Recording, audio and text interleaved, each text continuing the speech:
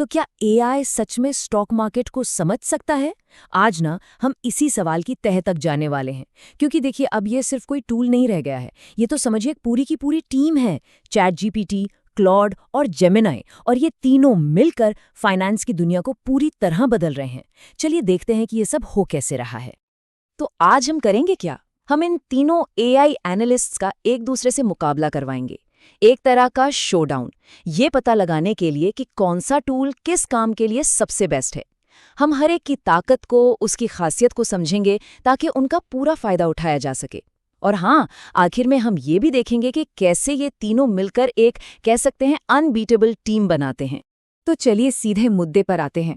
आप यूँ समझिए कि साल 2026 चल रहा है और एआई अब वो पुराना वाला असिस्टेंट नहीं रहा जो सिर्फ कमांड फॉलो करता था। नहीं, अब ये एक एनालिस्ट की तरह सोचता है, डेटा को देखकर अपने कदम आगे बढ़ाता है और तो और खुद से रिसर्च भी करता है।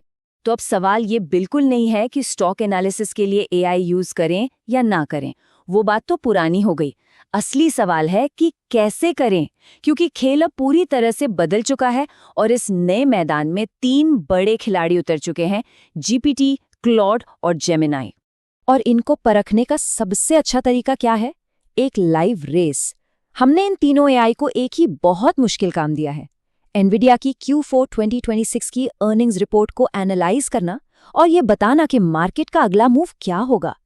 तो तैयार हैं? देखते हैं इस रेस में कौन जीतता है। तो रेस में हमारा पहला कंटेस्टेंट है चैट जीपीटी 5.2। इसे आप हमारी टीम का क्वांट स्ट्रैटेजिस्ट या कह लीजिए नंबरों का जादूगर मान सकते हैं। ये मॉडल भाई आंकड़ों का बादशाह है। इसकी सारी की सारी ताकत फाइनेंशियल मॉडलिंग और नंबर्स के ही इर्द गिर्द घूमती है। और देखिए विनसर्फ के सीईओ जेफ वॉन्ग क्या कहते हैं। उनके मुताबिक जीपीटी 5.2 ने एजेंटिक कोडिंग में एक जबरदस्त छलांग लगाई है। अब इसका मतलब क्या है? सीधा सा मतलब है कि ये मॉडल अब खुद से बिना किसी के बताए मुश्किल से मुश्किल काम कर सकता है। तो ये सिर्फ एक वर्जन अपग्रेड नहीं है, ये इंटेलिजेंस में एक बहुत बहुत बड़ा उछाल है। तो सवाल उठता है, इसकी असली ताकत है कहाँ? सबसे पहले तो एलबीओज जैसे कॉम्प्लेक्स फाइनेंशियल मॉडल्स बनाने में ये कमाल का है। फिर फ्रंटियर मैथ पर इसका 40.3% का स्कोर। ये क्या दिखाता है? ये दिखाता है कि इसकी मैथ्स की समझ कितनी गहरी है। और जो सबसे कमाल की बात है ना, वो है इसका एडवांस्ड डेटा एनालिसिस फीचर। मतलब बिना एक भी लाइन कोड लिखे ये बड़ी बड़ी स्प्रेडशीट्स को समझकर उसे इंटरप्रेट कर सकता है। और अगर आपको सबूत चाहिए तो जरा इस स्लाइड को देखिए। ये साफ साफ दिखाती है कि ये असल दुनिया में क्या कर सकता है। जीडीपी वाला बेंचमार्क पर नजर डालिए। प्रोफेशनल नॉलेज वाले कामों में जीपीटी 5.2 70% से भी ज्यादा मामलों में इंसानी एक्सपर्ट्स को पीछे छोड़ देता है। सोचिए, ये वाकई कमाल की बात है। चलिए अब मिलते हैं हमारी टीम के दूसरे मेंबर्स से, क्लॉड 4.6। ये है हमारा डीप डाइव रिसर्चर, बिल्कुल एक जासूस की तरह जो गहरी से गहरी छानबीन करता है। ये मॉडल लंबे चौड़े दस्तावेजों को पढ़ने और उनमें छिपी हुई बारीक से बारीक जानकारी को बाहर निकालने का एक्सपर्ट है। और ये सिर्फ हम नहीं कह रहे, एचटी के लॉयड हिल्टन के शब्दों में क्लॉड 4.6 एक असली गेम चेंजर है। चाहे ड्यू डिलिजेंस हो या फाइनेंशियल मॉडलिंग, ये मुश्किल एनालिसिस को ऑटोमेट कर देता है और उनकी टीम के लिए एक जबरदस्त पावरफुल टूल साबित हो रहा है। अब इसकी सबसे बड़ी खासियत क्या है? वो है इसका 1 मिलियन टोकन का कॉन्टेक्स्ट विंडो। सीधे शब्दों में कहूं तो ये एक बार में हजारों पेज पढ़ सकता है। सोचिए, पूरी की पूरी 10K फाइलिंग एक बार में एनालाइज कर सकता है। और इसकी गलत जानकारी देने की दर यानी हैलुसिनेशन रेट सिर्फ 3% के आसपास है। ये चीज़ इसे हाई स्टेक्स रिसर्च के लिए बहुत ज़्यादा भरोसेमंद बनाती है। और इसका एक ठोस सबूत देखना है तो ये देखिए, भूसे के ढेर में सुई खोजने वाला एक टेस्ट किया गया, जहां इसे एक बहुत बहुत बड़े टेक्स्ट में छिपी जानकारी को खोजना था और इसने 76% की एक्यूरेसी हासिल की। ये सच में अविश्वसनीय है। ये दिखाता है कि कितने भी बड़े दस्तावेज क्यों ना हो, ये उनके अंदर से भी काम की बात ढूंढ कर निकाल सकता है। और अब रेस में एंट्री होती है हमारे तीसरे खिलाड़ी की, जेमिनाई 3.1 प्रो। ये है हमारा मल्टी मोडल इन्वेस्टिगेटर, मतलब एक ऐसा जासूस जो हर तरह के सुराग, चाहे वो टेक्स्ट हो, ऑडियो हो या वीडियो, सबको एक साथ जोड़कर पूरी की पूरी तस्वीर आपके सामने रख देता है।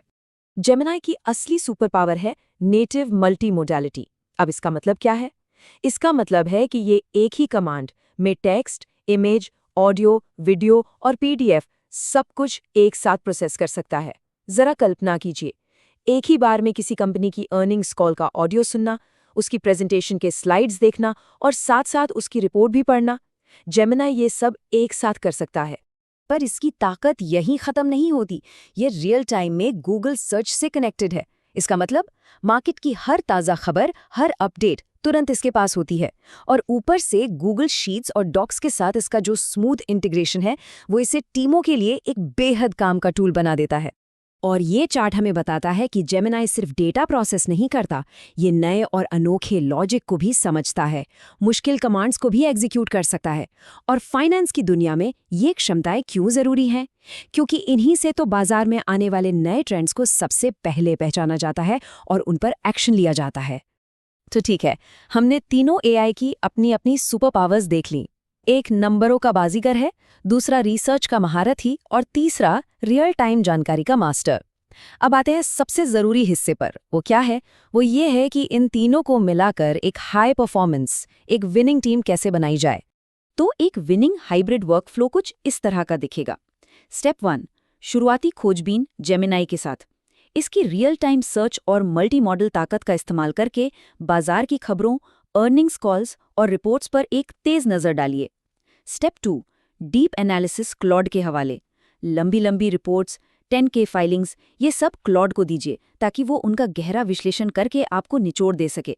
और आखिर में स्टेप 3, क्वांटिटेटिव वेरिफिकेशन चैटजीपीटी से। अपने आइडिया को नंबरों पर परखने के लिए, सिनेरियो एनालिसिस चलाने के लिए और फाइनेंशियल मॉडल बनाने के लिए चैटजीपीटी का इस्तेमाल कीजिए। तो आखिर में निचोड़ क्या है? ये टेबल सब कुछ साफ कर देती है।